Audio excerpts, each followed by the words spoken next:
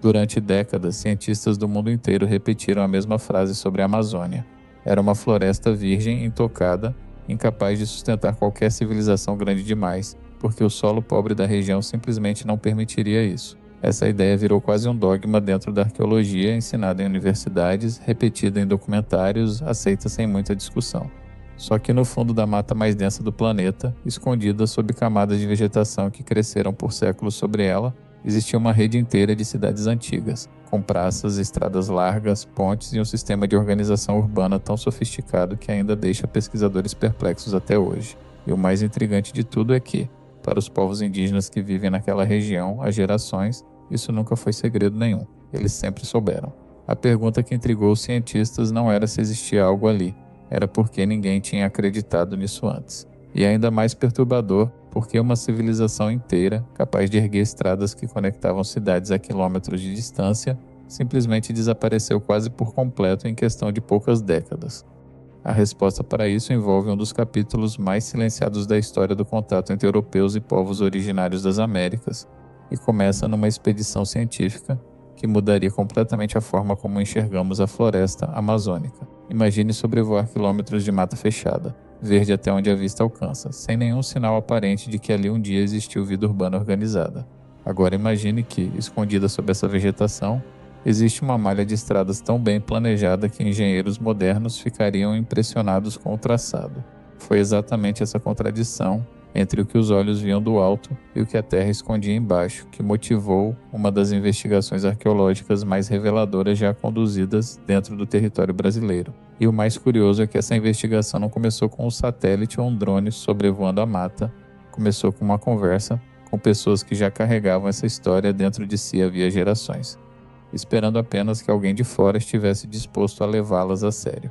Esse detalhe muda completamente a forma como essa história precisa ser contada. Não estamos falando de uma descoberta acidental feita por estrangeiros explorando território desconhecido. Estamos falando do resgate de um conhecimento que nunca havia sido perdido, apenas ignorado por décadas pela ciência ocidental, que insistia em enxergar a floresta amazônica através de uma lente pronta, construída sem consultar quem de fato vivia ali e conhecia cada detalhe daquele território havia incontáveis gerações. Fica então a primeira grande questão deste episódio, uma pergunta que vai guiar tudo o que vem a seguir. O que exatamente os pesquisadores encontraram quando finalmente decidiram escutar o que os Kuikuros já sabiam? E por que essa descoberta ameaçou derrubar décadas de teoria científica consolidada sobre a própria capacidade da Amazônia de sustentar vida humana em larga escala? No final da década de 1990 e início dos anos 2000, o arqueólogo americano Michael Heckenberger, da Universidade da Flórida, começou a trabalhar diretamente com o povo Kuikuro, um grupo indígena que habita a região do Alto Xingu, no norte do estado do Mato Grosso, dentro de uma área hoje protegida pelo Parque Indígena do Xingu. Heckenberger não chegou até ali por acaso. Ele foi convidado pelos próprios Kuikuro que já sabiam, através de tradição oral transmitida por gerações, que seus ancestrais haviam vivido em assentamentos muito maiores e muito mais organizados do que qualquer aldeia indígena que a ciência ocidental costumava associar à Amazônia.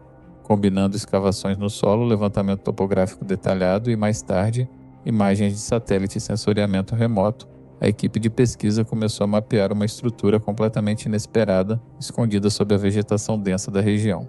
Não era uma aldeia isolada. Era uma rede inteira de assentamentos conectados, organizados ao redor de praças centrais, com estradas largas e retas ligando cada núcleo populacional aos vizinhos, formando um padrão quase circular que os pesquisadores comparariam mais tarde às cidades planejadas. O nome que ficaria associado ao maior desses sítios era Curricugo, um antigo assentamento que hoje é considerado um dos exemplos mais estudados dessa rede urbana perdida da Amazônia. E a primeira pergunta que surgiu na cabeça dos pesquisadores foi imediata: se isso existiu, porque praticamente nenhum arqueólogo tinha documentado nada parecido antes. Parte da resposta está na própria dificuldade logística de estudar essa região. O Alto Xingu fica dentro de uma área remota, de acesso restrito, protegida legalmente como terra indígena, o que significa que qualquer pesquisa ali depende diretamente da autorização e da parceria dos próprios povos que vivem no território. Isso explica por quê, ao contrário de sítios arqueológicos em áreas urbanas ou de fácil acesso, essa rede de cidades só começou a ser documentada cientificamente décadas depois de já ser conhecida pelos Kuikuro havia muito mais tempo. Heckenberger passou anos morando periodicamente nas aldeias da região, antes mesmo de iniciar qualquer escavação formal, aprendendo a língua local, ganhando a confiança das comunidades e ouvindo relatos detalhados sobre onde exatamente ficavam as antigas cidades mencionadas pelos mais velhos. Esse tipo de trabalho de campo, lento e baseado em confiança mútua, é bem diferente da imagem popular de arqueólogos correndo atrás de descobertas espetaculares. Boa parte do que se sabe hoje sobre Curricugo só existe porque essa relação de confiança foi construída ao longo de anos, permitindo que informações guardadas pela tradição oral, transmitidas de avós para netos em rodas de conversa dentro das aldeias, finalmente encontrassem um caminho para se tornarem parte do registro científico formal, reconhecido e publicado internacionalmente. Esse processo de aproximação também mudou a própria forma como Heckenberger conduzia a pesquisa em campo, priorizando sempre a orientação dos guias indígenas sobre onde escavar, ao invés de depender apenas de suposições acadêmicas ou de leituras aéreas isoladas, um método que se mostraria decisivo para localizar com precisão os limites exatos de cada antigo assentamento. A resposta começou a aparecer conforme as escavações avançavam. As estradas encontradas na região tinham até 50 metros de largura em alguns trechos, alinhadas com precisão impressionante, algumas apontando diretamente para o nascer ou o pôr do sol em datas específicas do calendário, sugerindo conhecimento astronômico aplicado ao planejamento urbano. As praças centrais de cada assentamento cercadas por estruturas que indicavam organização social complexa, incluindo o que os pesquisadores interpretam como valas defensivas, fossos escavados ao redor de alguns núcleos populacionais, possivelmente para proteção contra ataques ou para controle de acesso à água durante a estação seca. Mas talvez a descoberta mais surpreendente estivesse literalmente debaixo dos pés dos pesquisadores. O solo natural da Amazônia é, de fato, pobre em nutrientes na maior parte da bacia, o que sempre foi usado como argumento para explicar por que grandes populações não poderiam ter vivido ali de forma sustentável. Só que em vários desses sítios antigos, o solo apresentava uma coloração escura e uma fertilidade muito acima do normal, um tipo de terra que os pesquisadores chamam de terra preta de índio, resultado de séculos de manejo humano intencional, misturando carvão, restos orgânicos e outros materiais para enriquecer artificialmente o solo. Ou seja, essas populações antigas não apenas conviveram com as limitações naturais da floresta, elas ativamente transformaram o ambiente ao seu redor para sustentar uma população muito maior do que qualquer modelo tradicional considerava possível. A criação dessa terra enriquecida não acontecia por acidente. Pesquisadores identificaram, em camadas específicas do solo, concentrações de fragmentos de cerâmica quebrada, carvão vegetal e restos de alimentos organizados de forma que sugere manejo deliberado ao longo de gerações, quase como uma prática agrícola contínua transmitida de pais para filhos. Esse tipo de solo, uma vez formado, permanece fértil por séculos, e ainda hoje comunidades locais na Amazônia procuram ativamente depósitos de terra preta para plantar, sem sempre saber que estão se beneficiando de um sistema agrícola criado por seus próprios ancestrais centenas de anos atrás.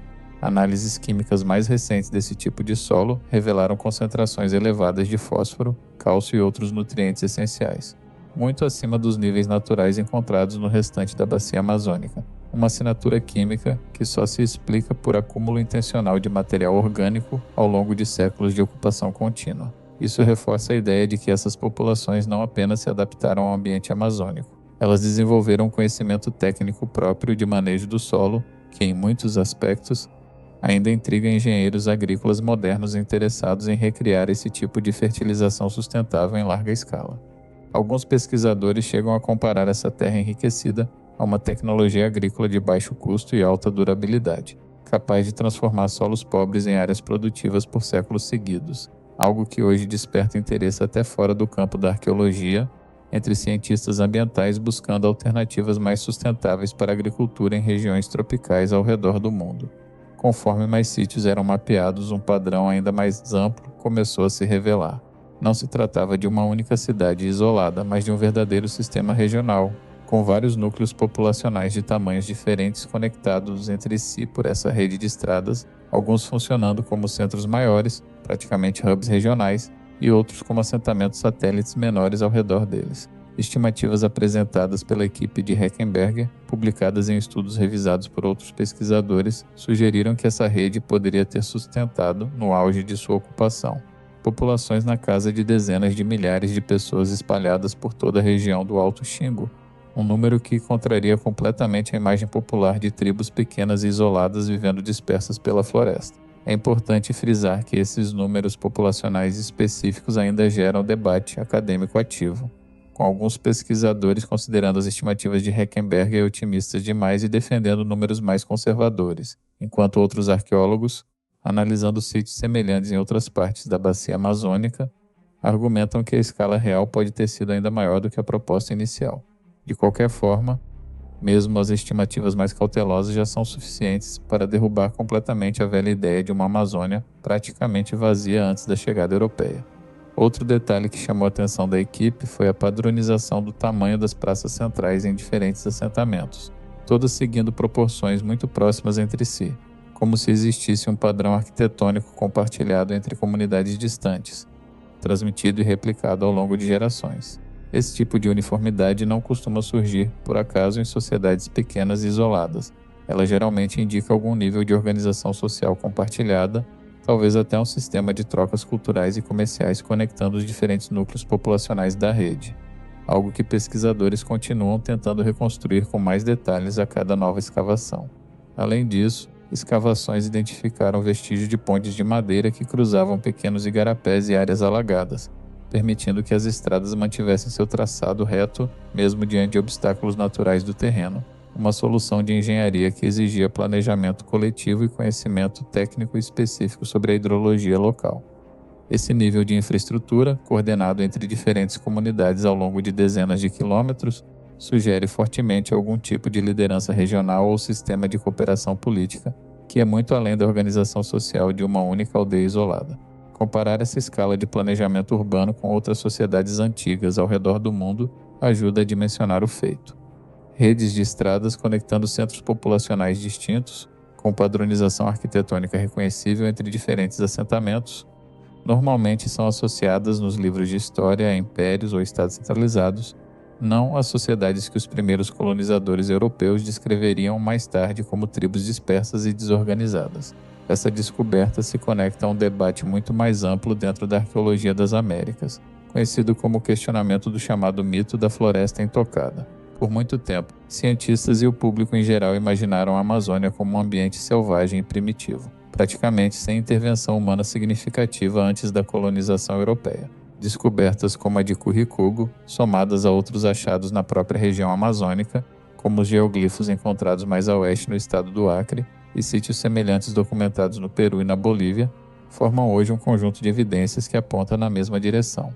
Partes significativas da floresta amazônica, que hoje parecem completamente selvagens, eram na verdade paisagens cultivadas e ativamente gerenciadas por populações humanas complexas ao longo de séculos, talvez até milênios. Isso não significa que toda a Amazônia inteira era urbanizada, a floresta é imensa e a diversidade de ocupações humanas variava enormemente de região para região, mas significa que o modelo antigo, que tratava toda a bacia amazônica como vazio demográfico, precisou ser completamente revisado à luz dessas evidências arqueológicas cada vez mais numerosas encontradas nas últimas 3 décadas. Esse tipo de revisão histórica carrega consequências que vão muito além da arqueologia acadêmica. Ela afeta diretamente políticas ambientais atuais, debates sobre conservação florestal e até a forma como enxergamos o papel histórico dos povos indígenas na formação da paisagem que conhecemos hoje. Se partes da Amazônia foram moldadas por manejo humano ao longo de séculos, isso significa que a própria composição de espécies vegetais em certas áreas da floresta pode ser resultado, ao menos parcialmente, de escolhas agrícolas feitas por essas populações antigas, e não apenas de processos puramente naturais de seleção ambiental. Cientistas que estudam hoje a distribuição de espécies frutíferas na Amazônia, como castanheiras e certas palmeiras nativas, encontraram concentrações anormalmente altas dessas árvores justamente perto de antigos sítios arqueológicos, sugerindo que populações antigas plantavam deliberadamente essas espécies úteis próximas às suas moradias, criando o que pesquisadores chamam hoje de florestas domesticadas, ambientes que parecem naturais à primeira vista, mas que carregam, escondido em sua composição vegetal, a marca de escolhas humanas feitas séculos atrás. Esse conceito de floresta domesticada tem ganhado força crescente entre botânicos e ecólogos que estudam a Amazônia atualmente.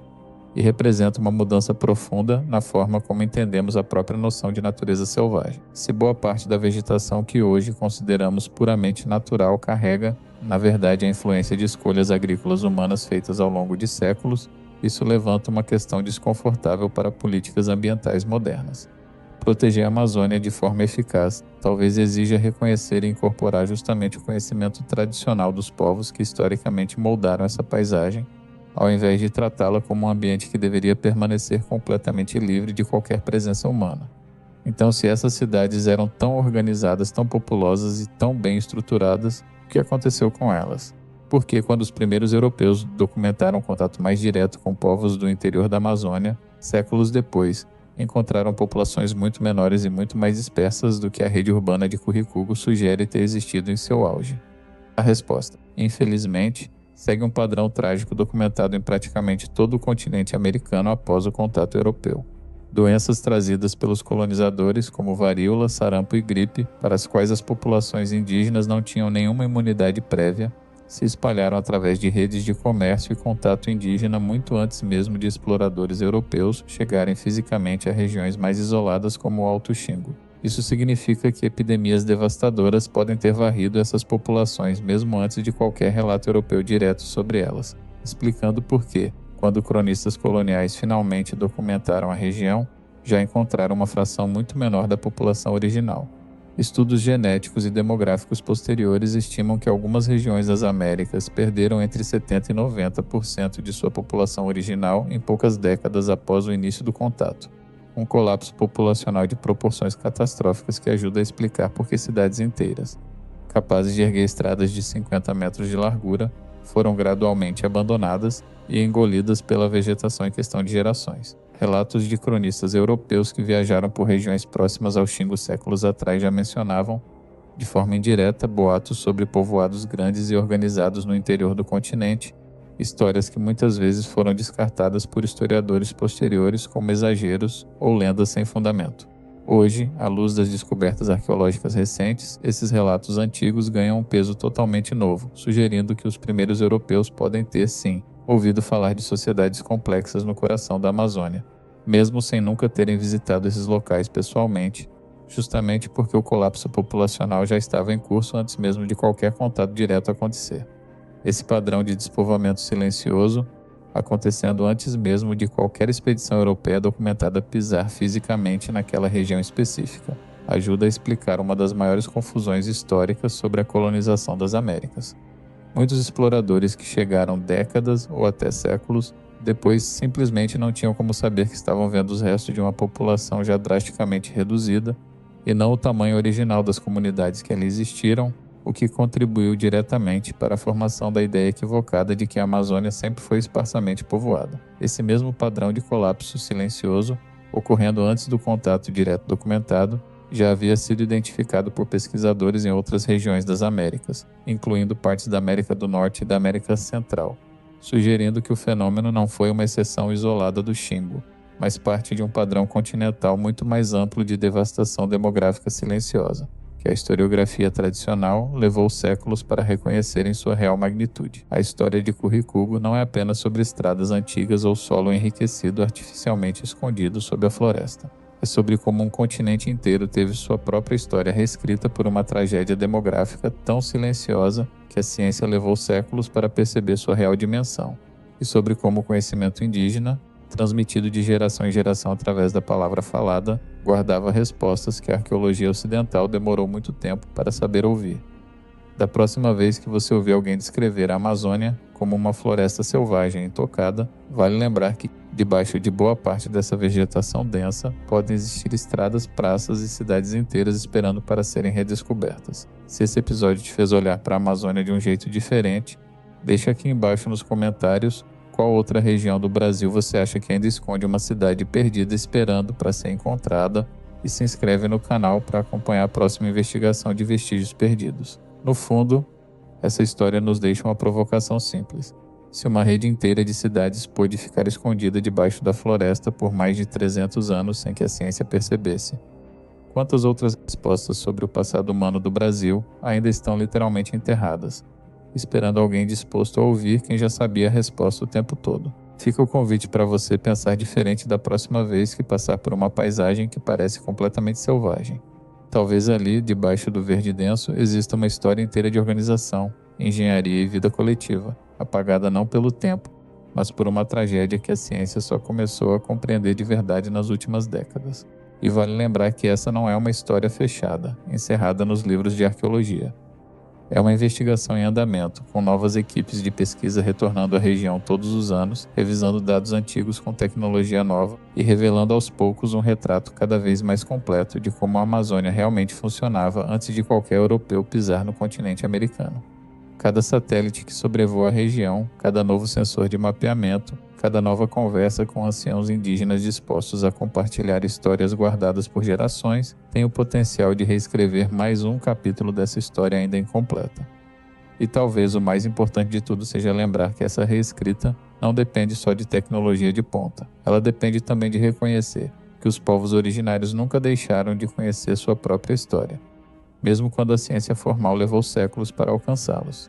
Isso talvez seja o legado mais duradouro de Curricubo, a lembrança de que o conhecimento sobre o passado nem sempre está enterrado no solo, esperando uma pá arqueológica para ser revelado. Às vezes ele está guardado em palavras, passado de boca em boca por quem nunca deixou de habitar aquele território, apenas esperando que alguém finalmente estivesse disposto a parar e ouvir com atenção.